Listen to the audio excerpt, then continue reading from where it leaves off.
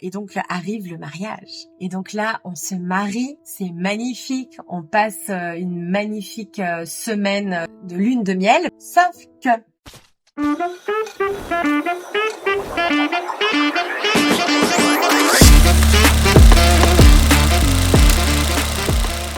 la partie de la rencontre avec mon mari. Donc lui, chrétien depuis toujours, je crois qu'il avait, à cette époque-là, il avait peut-être 24 ans, quelque chose comme ça. Il s'était gardé toute sa vie pour sa femme, d'accord? Puis il avait jamais encore trouvé une femme qui lui plaisait vraiment, avec qui il aimerait peut-être engager. Ça s'était encore jamais présenté. Donc on était amis, voilà, ça se passait bien, jusqu'au jour où il y a un mariage. Et ce jour-là, à ce mariage-là, on se retrouve assis l'un en face de l'autre. Et là, je me dis, enfin, je peux être en face de Nathanaël, parce qu'il y avait beaucoup de femmes autour de lui. Eh ben, le beau gosse avec la belle voix, tout le monde voulait être avec Nathanaël, qui s'était gardé, voilà.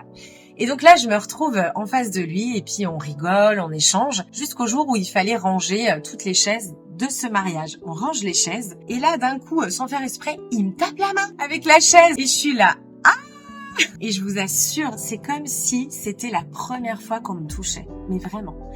Et donc là, on est genre, il me touche la main, ça va? Je dis oui, ça va, genre hyper gênée. On s'écrivait de temps en temps des messages. Et donc, il m'écrit un message, puis il me dit ça va, etc., etc. Il me dit comment je peux faire pour me rattraper? Je suis là, je lui dis si tu veux, pour te rattraper, tu peux m'inviter au cinéma.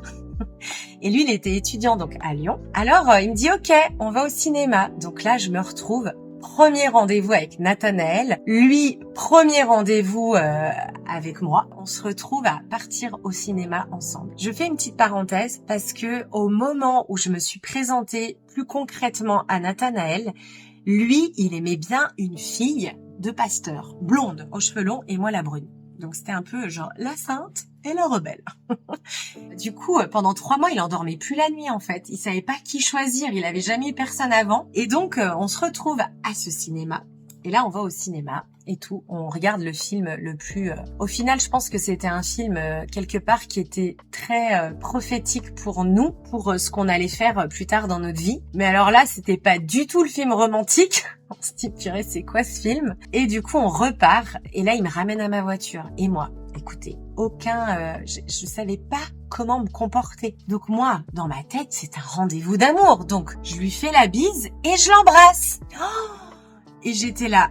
Et là, lui, il bouge pas, comme ça. Et je fais, oh purée, j'étais tellement mal parce que j'ai fait ça, moi, j'ai fait ça spontanément, parce que j'avais envie à ce moment-là, mais sans comprendre que il y avait un ordre et qu'on faisait pas les choses comme ça. Mais bref, je le fais.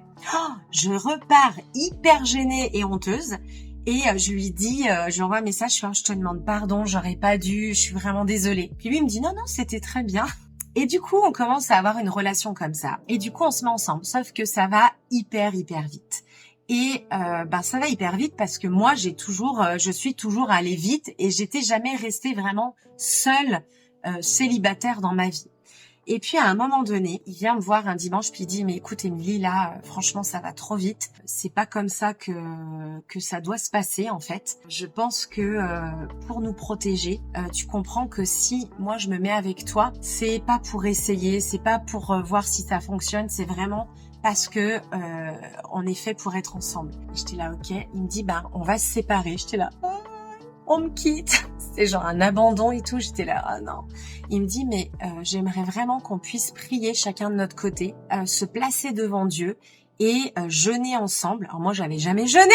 J'étais là, oh purée, c'est quoi le jeûne?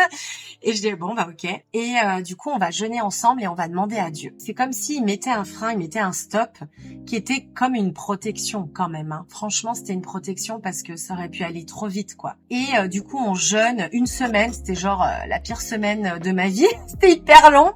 Mais chacun, on reçoit une parole très précise et on reçoit ensemble la parole à un moment donné quand il parle de la Shekinah de Dieu, de la lumière de Dieu, et que notre couple serait une Shekinah de Dieu, une lumière pour Dieu. On reçoit un peu cette même parole ensemble et on se le dit, donc on a comme cette validation. Et là, on se remet ensemble comme des enfants. Ouais, c'est bon, on est fait pour être ensemble. le truc, c'est que moi, j'ai un peu quand même poussé l'affaire à vouloir absolument être proche de corps avec lui. Aïe, aïe, aïe, aïe, aïe. Puis lui, ben voilà, il s'était gardé jusqu'à ses 26 ans, quoi.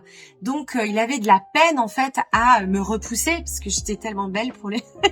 Il avait de la peine à me repousser, en fait, parce qu'il m'aimait, parce qu'il avait envie d'être avec moi, et il avait envie qu'on soit un. J'ai réalisé des années plus tard, en fait, que j'avais un peu forcé l'histoire, et que quelque part, c'était aussi comme un abus, parce que on aurait pu, en fait, attendre pour le mariage. Donc lui n'a pas réussi à résister, puis moi, j'ai poussé l'affaire. Bref, on s'est repenti, parce qu'on a compris, en fait, qu'il y a eu des grosses conséquences aussi dans notre couple au fait de ne pas garder cette alliance jusqu'au mariage. Ça peut paraître choquant pour ceux qui m'écoutent, mais je sais qu'il y a eu des conséquences il y a eu tout un désordre après dans notre couple, en fait. Mais bref. Donc voilà, du coup, on se confesse, on le dit à notre pasteur dans la préparation au mariage que on n'a pas réussi à tenir, que c'est hyper difficile. Puis nous, on était c'était hyper dur parce que Nathanaël, lui, il conduisait la louange.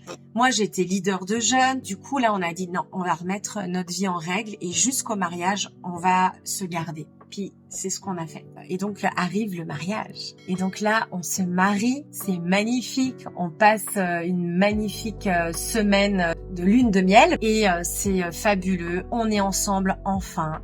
Et on peut vivre et profiter de notre mariage. Sauf que on commence à on avait déjà 2-3 petites frictions avant. Pourquoi? Parce que comme je vous dis, moi, j'avais pas guéri tout mon passé. J'avais vécu 2-3 délivrances quand même, mais toute l'histoire du cœur d'orpheline, d'abandon, de la peur d'être trompée, de la jalousie, de la comparaison, la peur qu'il me quitte, la peur qu'il regarde d'autres femmes, enfin, tous ces trucs dans lesquels j'avais toujours été, en fait, ça me revenait en pleine face.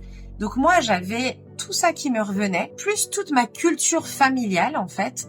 Et lui, il avait sa culture aussi familiale et sa manière de concevoir la vie, de comprendre la vie. Et le problème en fait, c'est que il nous a manqué ce temps-là de préparation. Et c'est pour ça que je vous recommande vraiment de faire des bonnes préparations de mariage avec des bonnes personnes, des personnes qui sont expérimentées dans ces préparations et qui tapent au cœur et qui dévoilent tous les pires sujets pour être prêts, pour être préparés.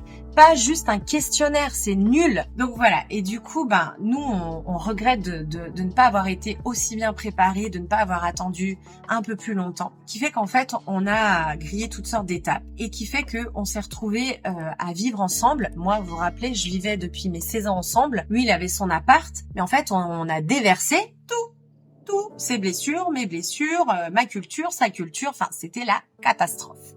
Les conflits ont commencé à arriver. Et voilà. Et là, on a eu beaucoup de conflits. On comprenait en fait qu'on fonctionnait absolument pas pareil. On comprenait en fait qu'on avait 2 personnalités tellement différentes. Mais vraiment, ce qui nous a gardé en fait, c'est que on aimait Dieu tous les deux. Il n'y avait pas d'autre moyen pour être heureux ensemble sans Dieu. Ça nous a gardé comme jamais. Ce qui nous a gardé, c'est de pouvoir vivre notre foi ensemble, de pouvoir prier ensemble, de pouvoir adorer ensemble, de pouvoir servir Dieu ensemble. Tout ça, ça nous a gardé. Et en fait, on a compris que ça nous rendait heureux. D'être avec Dieu nous rendait heureux. Et un jour, il me dit, mais Émilie, est-ce que tu sais que en fait, c'est pas moi qui va te rendre heureuse. C'est pas moi qui dois te rendre heureuse. Tu dois apprendre à être heureuse et épanouie en Dieu pour qu'après on puisse le partager ensemble. Mais moi, j'avais rien compris de tout ça. Et en fait, pour que j'arrive à être heureuse, il fallait que je guérisse mon cœur. Il fallait que je me guérisse en fait. Avec Jésus, que je laisse Jésus guérir mon cœur.